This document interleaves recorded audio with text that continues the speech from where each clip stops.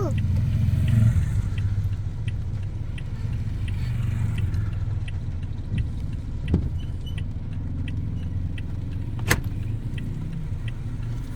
Ya apa?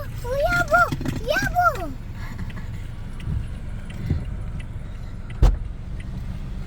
Kenapa kau balik awal?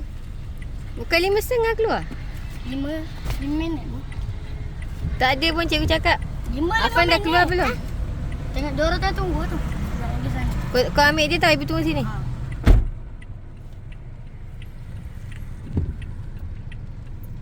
Adi, saya bangga ya. Kenapa kamu tak sekolah? Sebab nanti cikgu marah. Kamu kecil lagi ke? Berapa umur kamu? Tapi dia nak pakai pendek. Nak pakai pendek? Nak suka dinosaur? Dah besar nak kerja apa? Kerja polis. Polis macam mana? Dia ada pistol. Ada pistol je. Best ke jadi polis?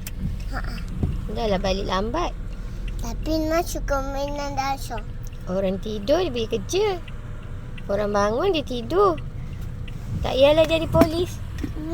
Dia bomba lah. Jadi bomba. Bomba nanti hitam. Mana ada? Bomba padam api. Tangkap ular atas pokok. Biawak dalam longkang. Nak tangkap lah. Ha? Nak tangkap King Cobra. King Cobra nak jadi bomba. Jadi doktor lah. Boleh rawat orang sakit, dapat pahala. Boleh? Tak boleh. Boleh rawat ibu kalau ibu demam. Boleh boleh rawat ibu ke? Boleh. Macam mana rawat ibu? Dia kena cucuk. Tak, janganlah cucuk. Lain-lain. Cucuk lah. Hmm. Nana jadi bomba lah.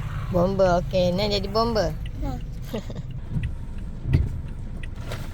Macam ni lah. Nak jadi bomba.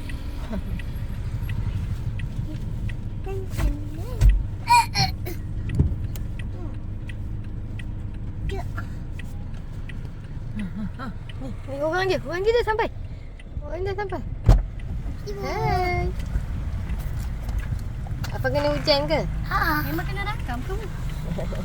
Kena rakam. Kena rakam. Bawa duit tu. Duit pula bak. Kita kena rakam budak 3A ni. Ayah. Ibu ada budak Apa pasal? Ibu ada budak dah jadi pengawas. Dah jadi satu jadi pengawas?